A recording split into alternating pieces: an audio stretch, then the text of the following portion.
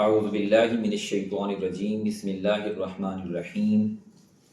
وَيَا آدَمُ اسْكُنْ أَنْتَ وَزَوْجُكَ الْجَنَّةَ فَكُلَا مِنْ حَيْثُ شِئْتُمَا وَلَا تَقْرَبَا هَٰذِهِ الشَّجَرَةَ فَتَكُونَا مِنَ الظَّالِمِينَ فَوَسْوَسَ لَهُمَا الشَّيْطَانُ لِيُبْدِيَ لَهُمَا مَا وُرِيَ عَنْهُمَا مِنْ سَوْآتِهِمَا وَقَالَ مَا نَهَاكُمَا رَبُّكُمَا عَنْ هَٰذِهِ الشَّجَرَةِ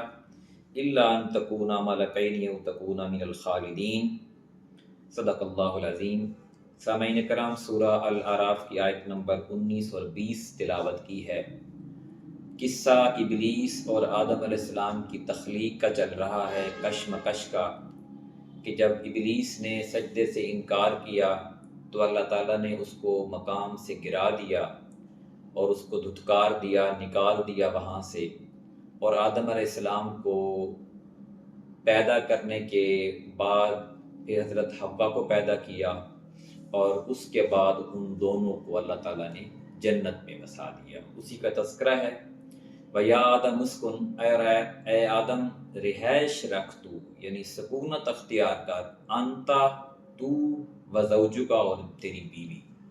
یعنی اے آدم تم اور تمہاری بیوی جنت میں سکونت اختیار کرو، الجنت فکلا، اور کھاؤ تم دونوں، من حیث شئتما، جہاں سے چاہو کھاؤ، جو تمہارا دل کرتا ہے کھاؤ، یہ پوری جنت تمہارے سامنے ہے، جو تمہارا دل کرتا ہے کھاؤ، ولا تقربا هذه الشجرہ،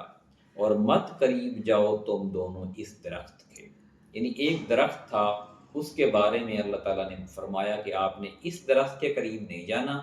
باقی پوری جنت میں جہاں سے تم چاہو کھا سکتے ہو، فَتَكُونَا مِنَ الظَّالِمِينَ، ورنہ تم ظالموں میں سے ہو جاؤ گے۔ اگر تم اس درخت کے قریب گئے تو تم ظالموں میں سے ہو جاؤ گے، یعنی ظلم والوں میں سے ہو جاؤ گے۔ فَوَسْوَسَ لَهُمَا الشَّيْطَانُ، پھر وسوسہ ڈالا ان دونوں کے لیے شیطان نے۔ اب ظاہر ہے شیطان ان کے ساتھ لگ گیا تھا، ابلیس لگ گیا تھا، اور وہ کوششیں اپنی اس نے شروع کر دی تھیں کہ کس طریقے سے جو کائنات کے پہلے انسان ہیں، انسانیت کے جو روح ہیں، یعنی کہ باپ ہیں اور ماں ہیں، ان کو گمراہ کیا جائے،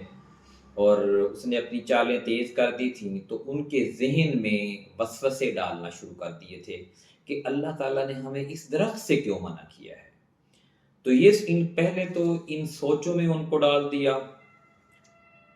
پھر آہستہ آہستہ وہ ان کے اندر یہ جرت پیدا کر دی کہ وہ اس درخت کا پھل کھائیں۔ فرمایا کہ فوسوس لہما الشیطان، پھر وسوسہ ڈالا ان دونوں کے لیے شیطان نے، لیبدی لہما،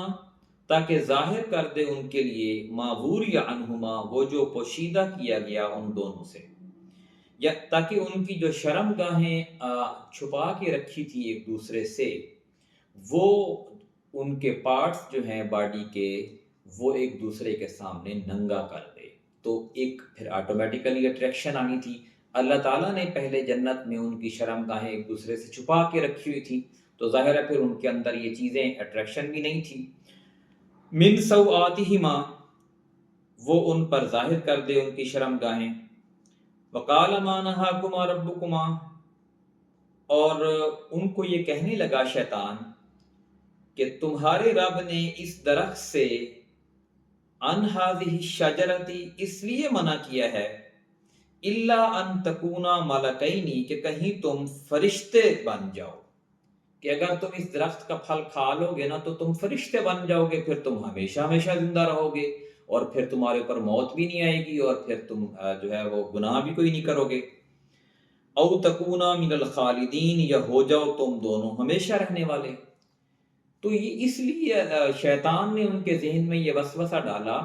کہ اللہ تعالیٰ نے اس درخت کا پھل کھانے سے تمہیں اس لیے منع کیا ہے کہ وہ ظاہرہ تمہیں زیادہ دیر جنت میں رکھنا نہیں چاہتا،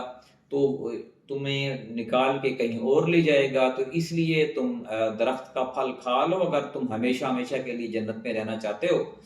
یا فرشتے بننا چاہتے ہو، تو اس درخت کا پھل کھا لو۔ تو اب ظاہر ہے وہ مسلسل متواتر بڑے ہر طرف سے گھیر کے وسوسے میں ڈال رہا تھا آدم علیہ السلام اور حضرت حوا کو،